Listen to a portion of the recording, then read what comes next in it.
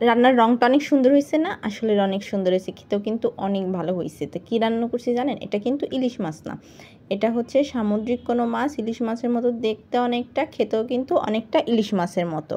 এই যে দেখেন, এটা কিন্তু ইলিশ মাছ না, অনেকটা ইলিশ মাছের মতো দেখতে। উপরে চামড়াটা হচ্ছে যদি এরকম না থাকতো তাহলে কিন্তু এটা কিন্তু ইলিশ মাছই ধরা যেত, কিন্তু এই উপরে এরকম কালো কালো ছোপ ছোপ থাকে, এই জন্যই হচ্ছে এটাকে ইলিশ মাছ বোঝা যায় যে এটা ইলিশ মাছ না। কিন্তু ঘ্রাণ, তারপর খেতেও কিন্তু অনেকটা আপনার একদম ইলিশ মাছের মতো, কিন্তু এটা কিন্তু একটা সামুদ্রিক মাছ।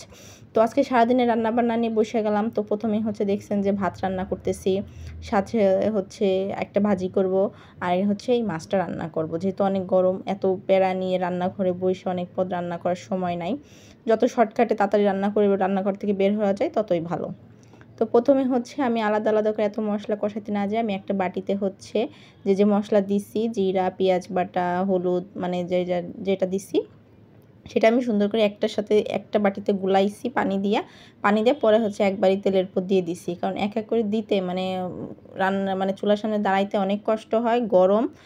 সো আমি ওইভাবে একবারে দিয়ে দিছি। তারপর ওই মশলাটাকে একটু ভালো মতো কষাই দেওয়ার হচ্ছে আমি বেগুন দিছি। বেগুন দিয়ে যেহেতু ঝোল করব, সেহেতু একবারে আমি বেগুনগুলো দিয়ে দিছি কাইটা। তারপর যেভাবে মানে আমার ভালো লাগছে কাটতে, সেভাবে আমি কাইটা পরে এটা দিয়ে দিছি। দিয়ে দেওয়ার পর এটাকে একটু ভালো মতো কষাইতে হবে, কারণ বেগুন যেহেতু একটু ভালো মতো না কষাইলে কিন্তু ভালো লাগবে না খেতে। তাই কষ্ট হইলেও আস্তে আস্তে একটু কষাই নিছি, কিছুক্ষণ ভালো মতো কষাইছি, যাতে যতক্ষণ না পর্যন্ত রঙটা ভালো না আসে। তো ভালোই আমি কষাই ফেলছি, একদম তেল গলা গলা হয়ে গেছে, অনেকক্ষণ ধরে কষাইছি। তারপর হচ্ছে পানি দিয়ে দেবো। এখানে আমি একবারেই পানি দিব, কারণ বেগুন তো নরম তরকারি তো বেশিক্ষণ রান্না হতে সময় লাগবে না। তো একবারেই যতটা মানে পরিমাণ ঝোল রাখবো ততটা পরিমাণই হচ্ছে আমি এখানে পানি দিয়ে দিব। তো এই যে পানি দিছিলাম, বেগুনটা অনেকটা ফুটে গেছে।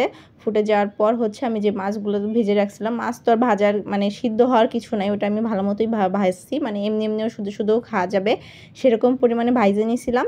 তো এখন হচ্ছে মাছগুলোও আস্তে আস্তে দিয়ে দিব। তো বেগুনও কিন্তু এখানে অনেকটা সিদ্ধ হয়ে গেছে। তো মাছগুলো আমি আস্তে আস্তে দিয়ে দিলাম। তো এই যে হচ্ছে আমার তরকারিটার লুকটা যতটা সুন্দর না হয়েছে, খাইতেও কিন্তু অনেকটা মজা হয়েছে। এখানে কিন্তু আমি বেশি কোনো মশলাও ইউজ করি নাই, খালি জিরা বাটা আর হচ্ছে একটু পেঁয়াজ বাটা দিছি, আর হলুদ মরিচ যা আমাদের সাধারণত লাগে লবণ, সেইগুলাই দিছি। তো গরমে কিন্তু এগুলো খেতে অনেক ভালো লাগে।